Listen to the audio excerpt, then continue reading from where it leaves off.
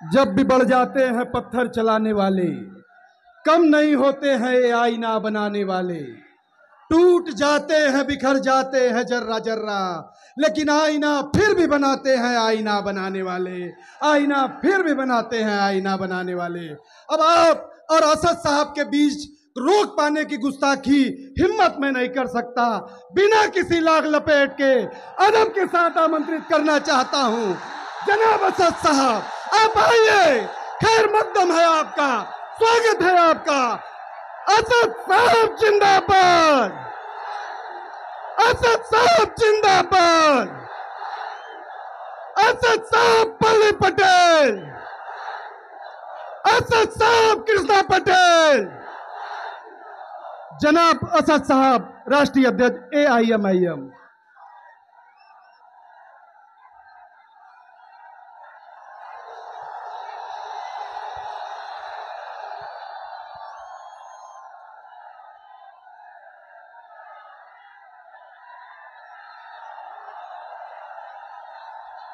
बिस्मिल्लाहिर्रहमानिर्रहीम।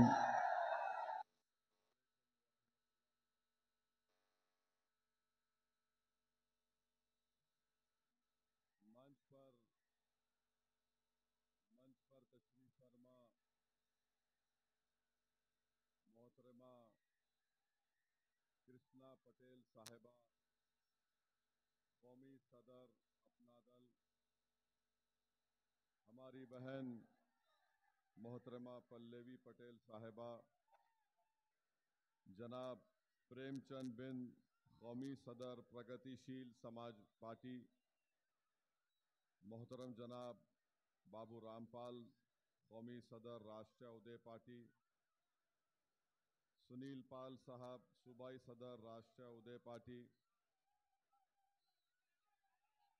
जनाब असरार समद साहब पूर्वांचल के MIM के सदर, और जनाब शौकत अली साहब उत्तर प्रदेश के मजलिस इत्तेहादुल मुस्लिमीन के सदर, मोअज़्ज़िज़ हाज़रीन कराम, बुजुर्गान कौम और मिल्लत, मेरी इज़्ज़तदार माँ और बहनों, मैं आप तमाम का दिल की गहराइयों से शुक्रिया अदा करता हूँ कि आपने अपना कीमती वक्त निकालकर आज के इस PDM की पहली जनसभा में, जलसे में आपने शिरकत की। आप तमाम का बेहद शुक्रिया। मैं शुरुआत में हमारी बहन मोहतरमा पल्लवी पटेल साहिबा की जज्बाती तकरीर के उनके एक एक लफ्ज़ से, उनकी तकरीर में जो उन्होंने बातें कही, मैं उससे मुत्तफ़िक़ हूँ और उसकी तायीद भी करता हूँ। मेरे अजीज़ दोस्तों और बुज़ुर्गों, मैं जब यहाँ पर आ रहा था तो मुझसे किसी ने पूछा कि क्या आप बनारस को जा रहे हैं? तो मैंने कहा कि मैं अपने बनारस को जा रहा हूँ। ये सिर्फ बनारस किसी नरेंद्र मोदी का नहीं है, ये बनारस उस्ताद बिस्मिल्लाह खान का है, कबीर दास का है, प्रेमचंद का है, तुलसीदास का है। ये बनारस सही माने में एक गंगा जमुनी तहजीब का बनारस है। मैं उस बनारस को जा रहा हूँ और वतन अजीज़ का एक एक हिस्सा, एक एक मुकाम मेरे लिए है, मेरे वतन का हिस्सा है। मेरे अजीज़ दोस्तों और बुज़ुर्गों, मेरी इज़्ज़तदार माँ और बहनों, PDM क्यों बनाई गई? PDM इसलिए बनाया गया क्योंकि उत्तर प्रदेश की सियासत में, उत्तर प्रदेश की राजनीति में हम ये देखते हैं कि पिछला दलित और मुसलमान का सिर्फ वोट लिया जाता है, मगर उनसे इंसाफ नहीं किया जाता। पीडीएम इसलिए बनाया गया ताकि पिछले 40-50 साल से मुख्तलिफ सियासी पार्टियां ने पिछला दलित और मुसलमान का इस्तेसाल किया, उनको कोई इंसाफ उनसे नहीं किया, वो गरीबी और कमजोरी में अपनी जिंदगी गुजारने पर मजबूर हो गए। पीडीएम इसलिए बनाया गया कि उत्तर प्रदेश की राजनीति में एक विकल्प हो इस पिछड़े समाज के लिए। पीडीएम इसलिए बनाया गया ताकि हकीकी माने में समाजी इंसाफ हो सके। पीडीएम इसलिए बनाया गया क्योंकि हम 50 साल से सिर्फ वोट डालने वाले बने, अब हमको इंशाअल्लाह ताला वोट लेने वाले बनना पड़ेगा। मेरे अजीज दोस्तों और बुजुर्गों, मेरी आप तमाम से दबन गुजारिश है कि ये जो पीडीएम जिसका हिस्सा मजलिस इत्तेहादुल मुस्लिमीन भी है, जिसकी जिम्मेदारी हमने मोहतरमा कृष्णा पटेल साहिबा को दी है, मैं उत्तर प्रदेश के पिछले दलित और मुसलमानों से ये अपील करने आया हूं कि आप तमाम पीडीएम से जुड़ जाइए, पीडीएम को मजबूत करिए, क्योंकि याद रखिए अगर हमको छुटकारा मिलना है संघ परिवार से, बीजेपी से, अगर हमको छुटकारा मिलना है समाजवादी पार्टी से या दीगर दूसरी सियासी पार्टियों से जो सिर्फ जबान से इंसाफ की बात करते हैं मगर जमीन पर उसको अमली जामेनामा पहनाने का काम नहीं करते, मैं आपसे वादा कर रहा हूं कि इंशाअल्लाह ताला ये पीडीएम ने एक पहला कदम बढ़ाया है और मैंने हमारी बहन पल्लवी पटेल साहिबा से ये बात कही है कि ये सिर्फ पार्लियामेंट के चुनाव की हद तक महदूद नहीं रहेगा, बल्कि मैं बताना चाहूंगा नरेंद्र मोदी को और अखिलेश यादव को और उन तमाम सियासी लीडर्स को जिन्होंने पिछला दलित और मुसलमान को दबाया और कुचला कि ये सिर्फ पार्लियामेंट के इलेक्शन की हद तक नहीं रहेगा, बल्कि ये शुरुआत है एक लंबे सफर की और हम अपनी मंजिल को जरूर पहुंचेंगे और उस मंजिल को पहुंचते पहुंचते मुझे यकीन है कि आप तमाम का साथ मिलेगा और ये जो हमने शुरुआत की पीडीएम की, ये आने वाले पार्लियामेंट के इलेक्शन में भी रहेगा, आने वाले जिला परिषद के इलेक्शन में भी पीडीएम रहेगा और फिर जब विधानसभा के चुनाव होंगे ये पीडीएम उस वक्त भी रहेगा इंशाअल्लाह ताला। तो मैं आपको इस बात का तयक़ुन देने आया हूं कि ये सिर्फ पार्लियामेंट के इलेक्शन के लिए नहीं बनाया गया, बल्कि ये इसलिए बनाया गया है कि आपकी वोट की अहमियत बढ़े और जब आपकी वोट की अहमियत बढ़ेगी तभी जाकर आपसे इंसाफ होगा। मेरे अजीज दोस्तों और बुजुर्गों, मैं आपको ये बताना जरूरी समझता हूं कि ये पार्लियामेंट के चुनाव में समाजवादी पार्टी ने कांग्रेस से मिलकर अलायंस किया और सही कहा पल्लवी पटेल साहिबा ने कि जब से पीडीएम बना समाजवादी पार्टी और दीगर पार्टियों की तरफ से ये एक इल्जाम हम पे लगाया जा रहा है कि हम बी टीम हैं। मैं पूछना चाहता हूं अखिलेश यादव से कि 2014 का लोकसभा का चुनाव आप हार गए, क्या आप मोदी से सौदा करके हारे थे? 2017 का विधानसभा का चुनाव आप हार गए, क्या आपने योगी आदित्यनाथ से कोई डील कर ली थी? फिर 2019 का लोकसभा का चुनाव आया, फिर अखिलेश यादव हार गए, बताओ क्या आपने कोई ऐसी डील कर ली थी कि आपके खिलाफ कोई इंक्वायरी ना हो?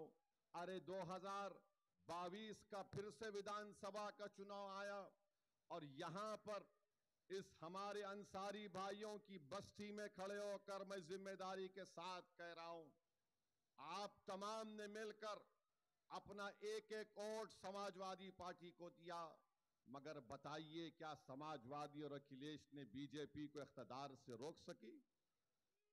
आपने नहीं दिया समाजवादी पार्टी को वोट बीजेपी को रोकने के लिए, आप तमाम ने दिया, मगर इसके बावजूद भी समाजवादी पार्टी बीजेपी को इख्तिदार में आने से रोक नहीं पाई।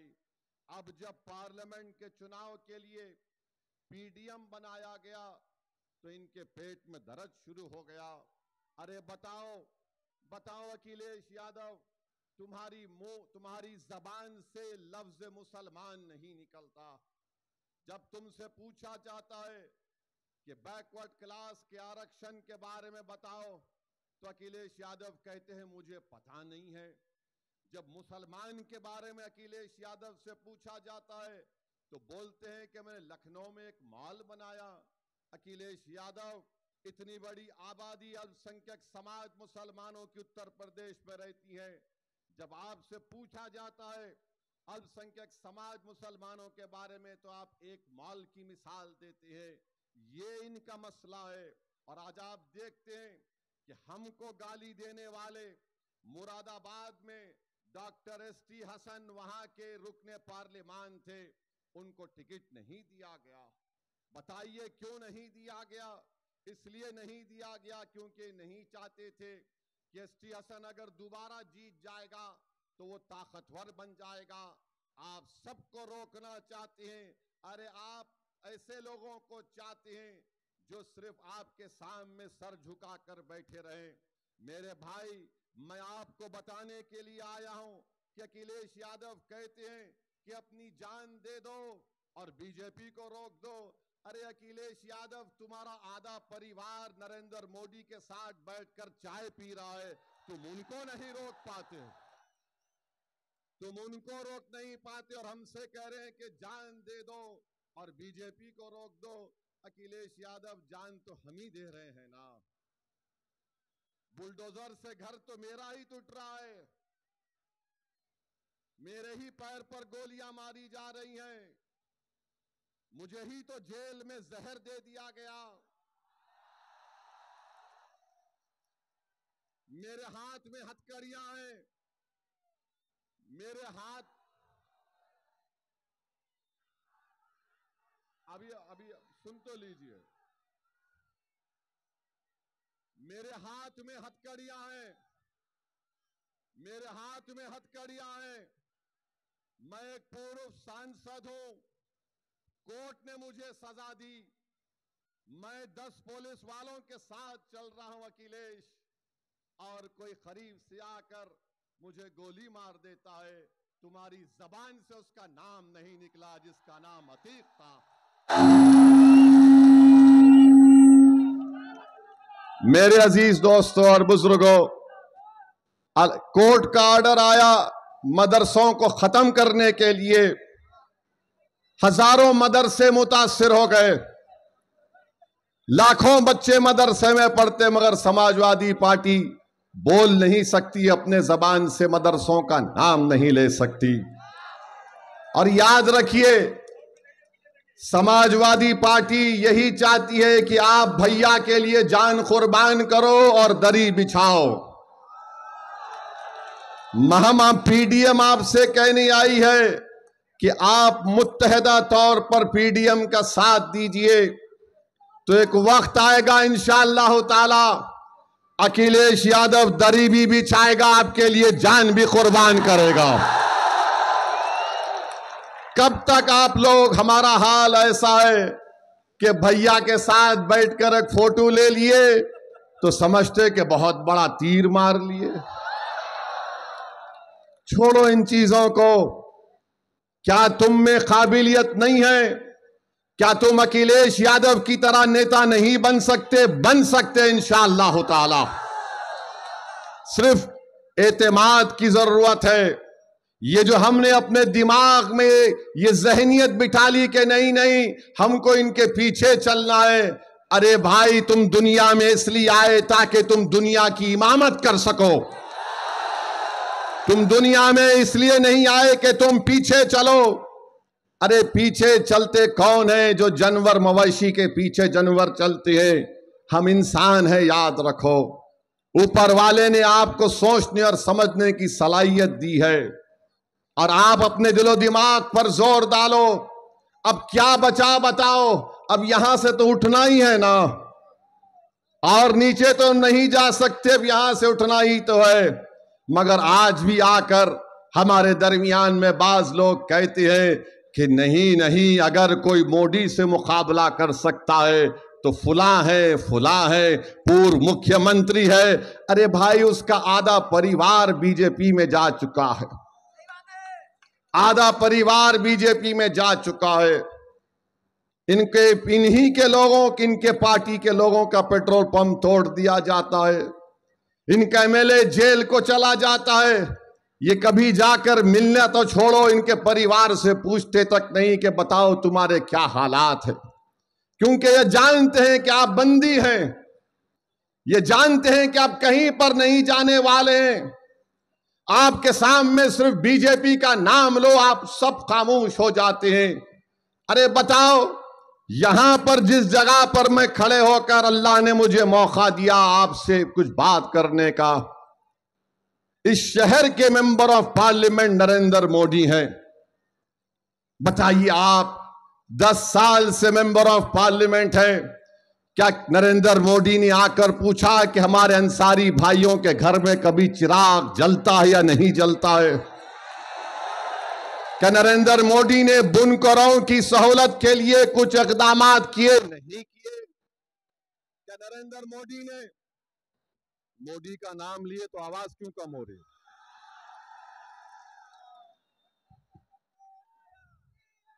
मेरे अजीज दोस्तों और बुजुर्गों, प्रधानमंत्री हैं, बुनकरों का बिजली की कीमत कम नहीं होती।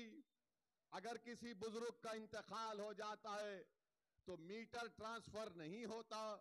बताओ कौन सी जिंदगी में हमारे जिंदगी के कौन से शोबे में, समाजवादी पार्टी हो या कांग्रेस हो या बीजेपी हो, हमसे इंसाफ क्या? मुझे बताओ। मेरी इस बात का सोचो, मेरी इस बात को अभी जवाब मत दो। तुम जब अपने घर को जाओगे, अपने बुजुर्गों के सामने बैठकर पूछो कि एक दीवाना शेरवानी पहनकर आया था, जिसके सर पर टोपी थी, वो ये सवाल हमसे करके चला गया कि हमारी जिंदगी के कौन से शोबे में हमको इज्जत मिली, हमसे इंसाफ मिला, हमारे बच्चों को स्कूल की तालीम मिली। अरे बताओ हमारे अंसारी भाइयों, आपकी कौन सी औलाद मुल्क के बड़े बड़े तालीमी इदारों में तालीम हासिल कर रही है? मुझे बताया गया कि 50% आप लोग यहां से निकलकर हिंदुस्तान के कोने कोने में, मुंबई शहर, बड़े बड़े शहरों में जा चुके हैं।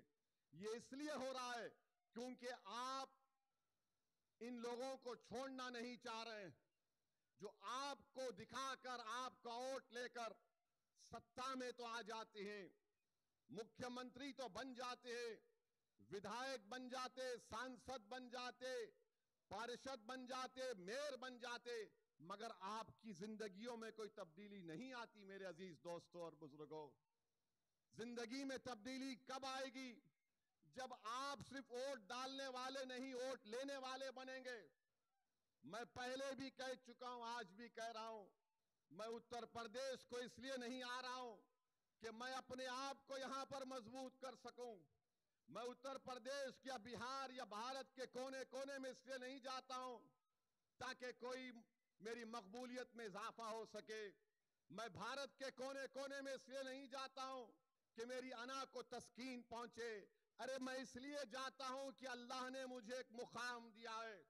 मेरी जिंदगी का चिराग कब खत्म हो जाए मुझे पता नहीं है, मगर मैं अपनी खबर में जाने से पहले ये कोशिश कर रहा हूं कि तुम नेता बनो, तुम लीडर बनो, तुम कायद बनो, तुम मेंबर ऑफ पार्लियामेंट बनो, तुम ताकतवर बनो, ताकि तुम्हारे इन बच्चों का मुस्तकबिल अच्छा हो सके। मेरे भाई, मैं आपके थालियों का कभी मोहताज नहीं था। मैं आपसे नहीं कह रहा हूं कि मैं तकरीर इसलिए कर रहा हूं कि तुम्हारी थालियों को सुनकर मुझे खुशी मिलेगी। मेरे भाई, मैं ये थालियां सुन सुनकर मेरे कान पक चुके हैं। तुम्हारे जज्बाती नारे सुन सुनकर मेरे कान पक चुके हैं। मैं सिर्फ तुमसे यह बताने आया हूं कि तुम थाली मत बजाओ, तुम सिर्फ इस उंगली से वोट डालो पीडीएम को। यही हमारी ताकत का मुजाहरा होगा, यही हमारी ताकत का मुजाहरा होगा। तो मुत्तहिदा तौर पर अपने वोट का इस्तेमाल करिए। ये तमाम सियासी पार्टियां हैं, समाजवादी है, बहुत सी पार्टियां हैं, मगर आपने क्या हासिल किया बताइए आप। उत्तर प्रदेश में सबसे ज्यादा जेलों में कौन है? दलित समाज है, आदिवासी समाज है, पिछड़ा समाज है, मुसलमान है। आप बताइए अजीज दोस्तों और बुजुर्गों, मैं मुख्तार अंसारी का नाम लेकर कह रहा हूं, मैं किसी बाप से डरने वाला नहीं हूं। जमहूरियत के दायरे में रहकर कह रहा हूं कि मुख्तार अंसारी एक इंसान था। मुख्तार अंसारी एक इंसान था, जुडिशियल कस्टडी में था, जहर देकर मार दिया। वो शहीद है, वो शहीद है। और शहीदों के बारे में कहा गया कि उनको मुर्दा कभी मत कहो, वो जिंदा है, उनको ग़िज़ा मिलती है।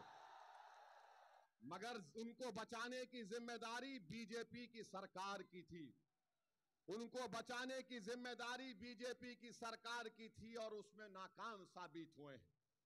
जिम्मेदारी उनकी है। याद रखो, इख्तिदार किसी के पास नहीं रहता मेरे भाई। अगर इख्तिदार किसी के पास रहता है तो फिर भारत में इतने बड़े बड़े राजाओं बादशाहों के महल आज वीरान क्यों पड़े हैं? वो पूरे महल वीरान पड़े हैं, खंडर में तब्दील हो गए। कोई उनकी तरफ नजर उठाकर नहीं देखता। कुदरत ये बता रही है कि देखो, ये किसी वक्त में ये खंडर बड़ी आलीशान इमारत थी, मगर इख्तिदार किसी के पास रहने वाला नहीं है। इख्तिदार सबके पास से जाएगा और जो जुल्म करेगा कुदरत उससे बहुत जल्दी इख्तिदार छीन लेती है, उसको रुसवा करती है इंशाअल्लाह ताला।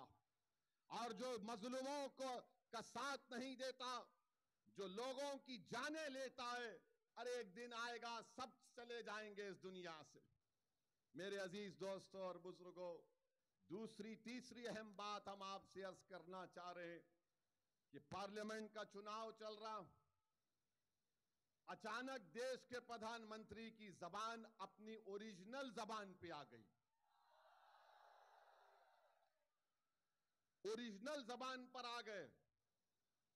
बेवकूफ बना रहे थे सारी दुनिया को और भारत के गरीबों को। बेवकूफ बना रहे थे भारत के हमारे अक्सरियती तबके के हमारे भाइयों और बहनों को। नरेंद्र मोदी पार्लियामेंट के अंदर, पार्लियामेंट के बाहर कह रहे थे कि सबका साथ, सबका विकास, सबका विश्वास की बातें करते थे। मगर राजस्थान जब पहुंचे तो नरेंद्र मोदी की जबान से जो भाषण निकला, उसको हरगिज हरगिज गर्मी की वजह से नहीं निकला, वो उनकी सोच की वजह से निकला। जो वो सोचते हैं वो उनकी जबान पर आ ही गया। 2002 से नरेंद्र मोदी जो भाषण दे रहे हैं, हम 2024 तक आ गए। नरेंद्र मोदी गारंटी, मोदी की गारंटी की बात करते हैं। मेरे अजीज दोस्तों और बुजुर्गों, मोदी की एक ही गारंटी है, वो है मुसलमानों से नफरत। एक ही गारंटी है। मोदी की दूसरी गारंटी है कि मैं भारत के संविधान को बदलूंगा, क्योंकि जो संविधान बाबा साहेब अंबेडकर ने बनाया, मोदी उसको बदलना चाहते हैं। मोदी की दूसरी गारंटी, तीसरी गारंटी यह है कि ओबीसी समाज से, दलित समाज से आरक्षण को खत्म करके रख दिया जाए। याद रखो, जब पार्लियामेंट में जब नया बिल लाया जा रहा था ईबीसी के नाम पर, मैंने पार्लियामेंट में खड़े होकर यह कहा था, ये बाबा साहेब अंबेडकर के ख्वाबों के खिलाफ ये हुकूमत काम कर रही है। तो मोदी जी की गारंटी ये है। बड़ी बड़ी गारंटी की बात करते, अरे भारत के प्रधानमंत्री आप हैं, आप पसमानदा मुसलमान की बात करते हैं ना। ये पसमानदा मुसलमान का पावरलूम किसका है? पावरलूम पर मोदी जी कभी ध्यान नहीं दिए, बिजली की कीमत पर ध्यान नहीं दिए, मगर अब मोदी जी ने क्या कह दिया राजस्थान में कि भारत के 17 करोड़ मुसलमान घुसपैठी हैं और भारत के मुसलमान ज्यादा बच्चे पैदा करते हैं और भारत के मुसलमानों को हमारी हिंदू मां और बहनों का मंगलसूत्र छीनकर उनको दिया जाएगा। नरेंद्र मोदी, अगर आप बात मंगलसूत्र की करेंगे तो बात बहुत दूर तक जाएगी, मेरी जबान मत खोलाओ। बात बहुत दूर तक जाएगी, क्योंकि अगर तुम्हारे मुंह में जबान है तो मेरे मुंह में भी जबान है। पूरा शिजरा खोल सकता हूं मैं यहां पर, मगर एहतराम और अदब के दायरे में रहकर कह रहा हूं। अब आप, मैं पूछना चाह रहा हूं, इस बनारस की सरजमीन में खड़े होकर, क्या बिस्मिल्लाह खान घुसपैठी थे? बताओ, क्या आप घुसपैठी हैं? क्या आप घुसपैठी हैं? अगर घुसपैठी नहीं है तो हाथ उठाकर बताओ कम घुसपैठी नहीं है। वहां से हाथ नहीं उठ रहे, हाथ उठाइए जहां तक आवाज अल्लाह पहुंचा रहा है और जोर से बोलिए कि हम घुसपैठी नहीं है। इस मुल्क को आजाद हमने करवाया। बोलो मेरे साथ, इस मुल्क को आजाद हमने करवाया। इस मुल्क में अंग्रेजों को हमने भगाया। इस मुल्क को अंग्रेजों के भगाने में आरएसएस का कोई रोल नहीं है। वो माफीनामा लिखते थे, हम सूलियों पर चढ़ते थे। मोदी जी, हमको घुसपैठी कह रहे हैं आप। अच्छा, आप दूसरा इनका झूठ। अरे सुनिए, सुनिए, हाँ जिंदा ही है, जिंदा ही रहेंगे इंशाअल्लाह। मर भी जाएंगे तब भी जिंदा रहेंगे इंशाअल्लाह ताला। क्योंकि मौत क्या है? मौत क्या है? इंसान के जिस्म से रूह निकल जाती है, एक घर से दूसरे घर को मुंतकिल होते। हम फना नहीं होने वाले आए मोदी जी। अब दूसरा इनका बात, अब सुनिए, बच्चे पैदा कर रहे हैं ज्यादा। मोदी जी, आपके 6 भाई है नहीं है? बताइए हमको। अमित शाह की 6 बहनें हैं। हाँ, अच्छा, जो आरएसएस के गोलवालकर है, मैं तो सुना कि उनके 9-10 भाई बहन थे। मोदी जी, कभी अपने गिरबान में झांक कर भी तो देख लो। और सच्चाई यह है कि मुस्लिम महिलाओं का फर्टिलिटी रेट, मोदी सरकार का डेटा, इंपेरिकल एविडेंस, आदादो शुमार ये कह रहे हैं कि फर्टिलिटी रेट मुस्लिम महिलाओं का गिरा है। मगर नरेंद्र मोदी जी भारत के हमारे हिंदू भाई बहनों में, बैकवर्ड क्लास के भाई बहनों में, दलितों में ये बताना चाह रहे हैं ये मुसलमान बहुत बच्चे पैदा कर रहे हैं, एक दिन ये हमसे बढ़ जाएंगे आगे। नहीं मोदी जी, इतना झूठ तो मत बोलो। वो गाना क्या है, झूठ बोले तो कौवा काटे। मोदी जी, आपको मालूम कि भारत में मुसलमानों की आबादी कभी भी 18.5 या 19% से आगे बढ़ने वाली नहीं है। और जिस दिन हमारे हिंदू भाई बहनों की आबादी स्टेबलाइज होगी, उसके 40 साल के बाद मुसलमानों की आबादी स्टेबलाइज हो जाएगी। अब बात तीसरी है मंगलसूत्र की। तो मैं आपको बता रहा हूं, क्या उत्तर प्रदेश के बड़े बड़े नदियों में, तालाबों में लाशें नहीं बह रही थी कोविड के दौरान? बह रही थी ना लाशें। तो जिसकी लाश बह रही थी उसकी हमारी बहन, हमारी बेटी का भी तो सुहाग उजड़ा होगा। बताओ मोदी जी, क्या आपने कभी किसी घर में जाकर उनको पुरसा दिया? आज आप मंगलसूत्र की बात कर रहे हैं। मोदी जी, आप ओरिजिनलिटी पे आ गए अपने। आप धोखा दे रहे थे। मैं सबको साथ लेकर चलना चाहता हूं। मैं विकसित भारत बनाना चाहता हूं। मैं तीसरी बड़ी इकॉनमी भारत को बनाना चाहता हूं। मोदी जी, आप शुरू से यही चाहते थे कि यहां पर हमेशा इस देश में हिंदू और मुसलमान लड़ता रहे, गलतफहमियां बढ़ती रहे, नफरत की दीवारों को खड़ा कर दिया जाए, और नफरत की दीवारों को खड़ा करने के बाद आप अपनी सियासी रोटी सेकना चाहते हैं। मगर याद रखो नरेंद्र मोदी, ये देश का हिंदू, ये देश का दलित, ये देश का पसमानदा, इस देश का मुसलमान, इस देश का पिछड़ा सब जान चुका है आपने 10 साल में कुछ नहीं किया। अरे अगर कुछ किया होता तो गरीब के बेटे के पास, बेटी के पास नौकरी होती। बताओ, नौकरी मिली आपको? कितनों को नौकरी चाहिए? हाथ उठाओ जरा। ये टीवी वाले कैमरा पलटाओ, दिखाओ आपके पप्पा जी को, इतने हाथ उठे हुए हैं जिनको नौकरी चाहिए।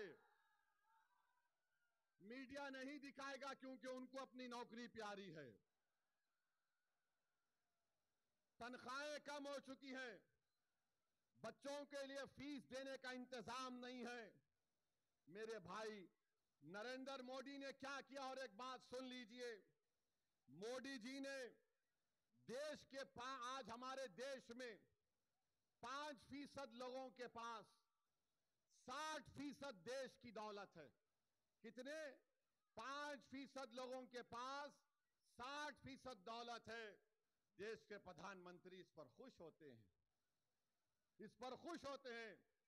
मोदी जी, क्या आपने भारत के संविधान की डायरेक्टिव प्रिंसिपल का आर्टिकल 39 को नहीं पढ़ा आपने? हमारे संविधान जिसको बाबा साहिब अंबेडकर ने बनाया, आर्टिकल 39 ए और बी और सी कहता है कि देश की दौलत सब में बांटी जाए, देश की दौलत सब में बांटी जाए। तो मोदी जी कह रहे हैं नहीं नहीं, सब में नहीं बांटी जाएगी, जो इलेक्ट्रल बॉन्ड देगा उसी को दौलत दूंगा। आपको पता है कि मोदी जी को 8,000 करोड़ का इलेक्ट्रल बॉन्ड मिला है। कितना? 8,000 करोड़ का इलेक्ट्रल बॉन्ड। जिसने इलेक्ट्रल बॉन्ड दिया, मोदी जी ने उसको कॉन्ट्रैक्ट दिया। और जो मोटा सेठ, कोई सेठ अगर किसी राजनेता को पैसे देता है तो वो अपनी मां के मरने के गम में नहीं देता, वो अपने बाप के मरने के गम में नहीं देता।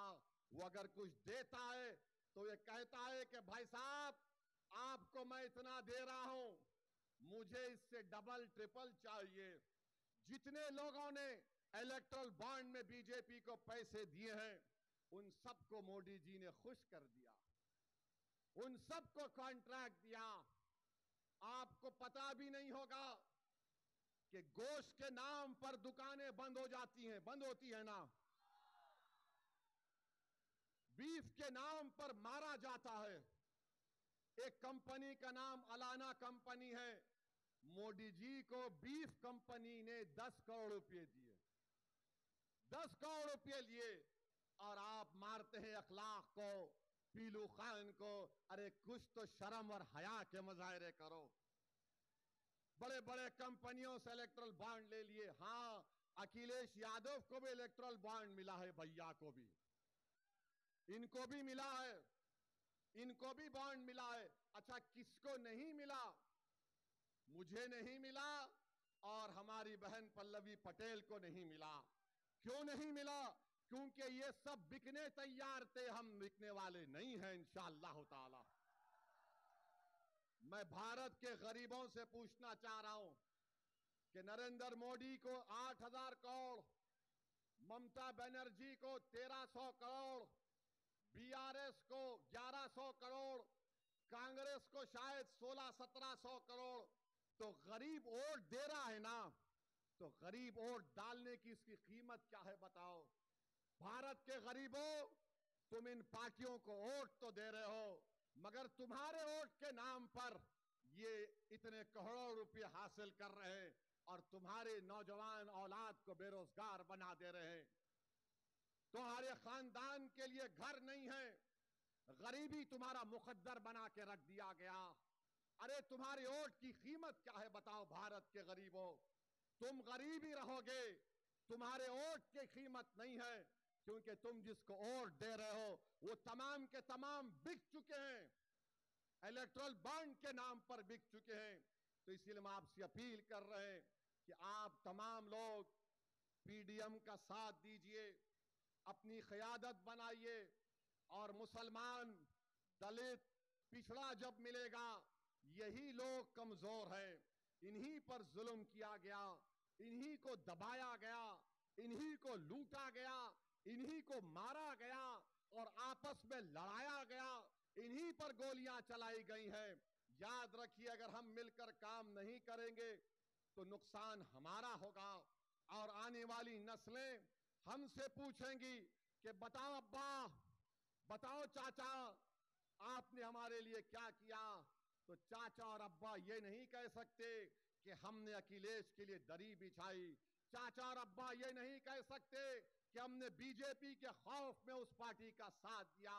हम आपसे कह रहे हैं कि डरने और घबराने की जरूरत नहीं है।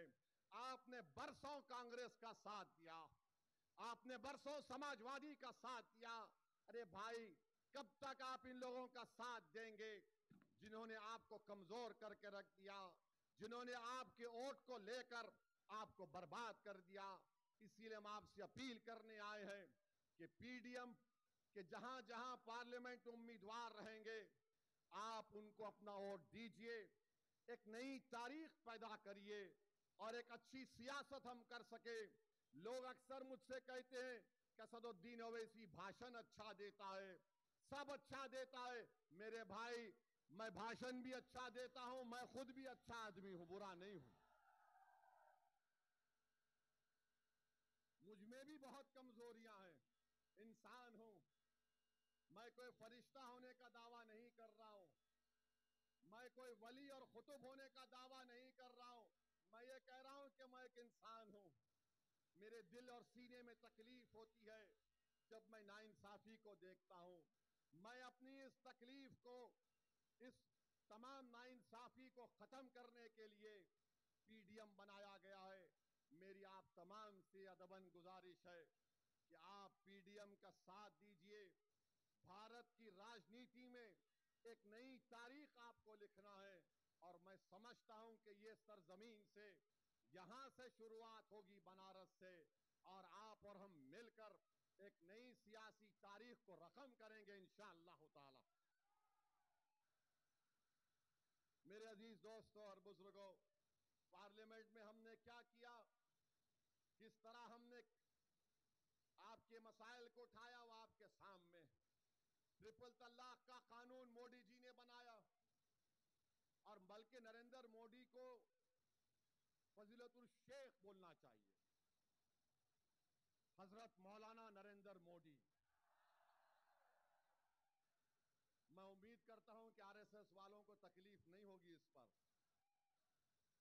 ट्रिपल तलाक का कानून बनाए, कैसा बनाए? अगर कोई 3 बार अपनी बीवी को 3 बार तलाक कहता है तो मोदी जी फजीलतुल शेख हैं, हनफी फिक्ह के माहिर हैं। कोई बोलता है तो तलाक नहीं होता, मगर अगर गुनाह नहीं हुआ तो केस कैसे बुक हो रहा है बताओ? फिर मोदी जी बोलते हैं कि जब तलाक नहीं हुआ तो जेल में अगर कोई पागल मुसलमान जो गुनाह करता है ट्रिपल तलाक कहकर वो जेल को जाता है, तो मोदी जी ने कहा कि तू जेल में रहेगा और अपनी बीवी को पैसे देगा। कोई जेल में रहकर पैसे दे सकता है अपनी बीवी को? फिर मोदी जी ने, इनका दिमाग देखिए, वाकई में मोदी जी के दिमाग की जितनी तारीफ करे कम है। मोदी जी ने कहा उसको अगर कोर्ट सजा देता है 2 या 3 साल की, तो 3 साल तक हमारी बेटी उस जालिम और पागल के साथ शादी के रिश्ते में बंधी रहेगी। और मोदी जी ने कहा मेरी बेटी, मैं मुस्लिम बेटियों का हमदर्द हूं। जब तुम्हारा पागल गुनाहगार शौहर 2 साल या 3 साल के बाद जेल से निकलेगा, तो तुम अपने हाथ में फूल का हार, एक बैंड बाजा, और बैंड बाजे वाले से कहना कि बहाओ फूल बरसाओ, मेरा दीवाना जेल से निकल कर आया। बताइए, आप ये कानून बनाते हैं? आप ये कानून बना दिया आपने।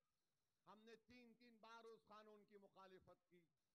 CAA का कानून सही है या गलत है बताइए? CAA का कानून सही है या गलत है बताइए? हाथ उठाकर बताइए। हमने पार्लियामेंट में उस कानून की बिल को फाड़ा, सही किया या गलत किया बताइए? आपने देखा समाजवादी पार्टी के किसी MP ने बिल के बारे में क्या बोला? देखिए जाकर मुंह नहीं खुल रहा था, बोल नहीं पा रहे थे। हम जब खड़े हुए 302 MP के सामने, हमने कहा जिस तरह महात्मा गांधी ने व्हाइट साउथ अफ्रीका के कानून को फाड़ा था, हम इस कानून को फाड़ते हैं। यह भारत के संविधान के खिलाफ है। मेरे भाई, इसीलिए हम आपसे कह रहे हैं, हमारी बहन पल्लवी पटेल का भी हमने भाषण YouTube पर सुना। जब वो असेंबली में बोलती हैं तो माशाअल्लाह बड़ी बेहतरीन तरीके से बोलती हैं और बेबाक तरीके से बोलती हैं। अपने अल्फाज को चाप चाप कर नहीं बोलती वो। तो हम आपसे अपील कर रहे हैं कि इस PDM का साथ दीजिए। इंशाअल्लाह ताला हमारा चुनाव 13 मई को है। आप दुआ फरमाइए कि अल्लाह हमको भी कामयाब कर दे, अख्तरुल ईमान को किशनगंज से कामयाब कर दे, इम्तियाज जलील को औरंगाबाद से कामयाब कर दे और फिर PDM के पूर्व उम्मीदवारों को अल्लाह आपके वोट और दुआओं से उत्तर प्रदेश में कामयाब और कामरान कर दे। तो 13 तारीख के बाद हम भी आएंगे। जहां जहां हमारे उम्मीदवार रहेंगे, इंशाअल्लाह हमारी कोशिश होगी कि हम वहां पर जाकर, जो हमको BJP और समाजवादी पार्टी वाले बोलते हैं कि ओवैसी भड़काऊ भाषण देता है, सही है, हम भड़काऊ भाषण ही देंगे आके इंशाअल्लाह ताला। हम भड़काते हैं देश के खिलाफ नहीं, हम नहीं भड़काते किसी समुदाय या मजहब के खिलाफ, हम भड़काते हैं उन जालिमों के खिलाफ जिन्होंने गरीबों का खून चूस कर उनकी जिंदगियों को हराम कर दिया। और आपका हक है कि आपको अपना हक मिले, आपको इंसाफ मिले। ये इंसाफ की लड़ाई के लिए हमने एक पहला कदम उठाया है। आपकी सरपरस्ती की जरूरत है, आपके साथ की जरूरत है, आपकी ताईद की जरूरत है। और ये हम उस वक्त तक नहीं कर सकते जब तक कि आपका साथ नहीं मिले। आप तमाम से फिर से अपील करता हूं कि आप PDM का साथ दीजिए और मोहतरमा कृष्णा पटेल साहिबा, हमारी पल्लवी पटेल साहिबा, हमारे प्रेमचंद बिन, बापू रामपाल, इन सब का साथ देकर सामाजिक न्याय को अमली जामेनामा पहनाने का काम हमको और आपको मिलकर करना है। आप यहां पर तशरीफ लाए, आपका बहुत बहुत शुक्रिया। मेरी खुशकिस्मती है कि अल्लाह ने मुझे बनारस को भिजाया और खास तौर से आप गरीबों के दरमियान में खड़े होकर मुझे कुछ बोलने का मौका इनायत फरमाया। बहुत बहुत शुक्रिया। सलाम अलैकुम।